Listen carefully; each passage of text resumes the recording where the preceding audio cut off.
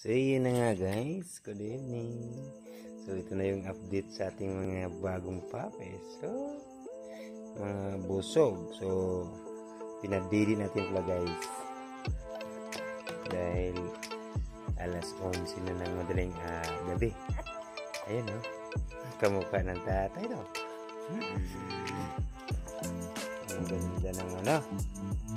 So yun na guys, kung gusto nyo bumili ng mga Belgian, so mas mainam ito guys, bata pa, so madali mong turuan, madali mong mapasunod.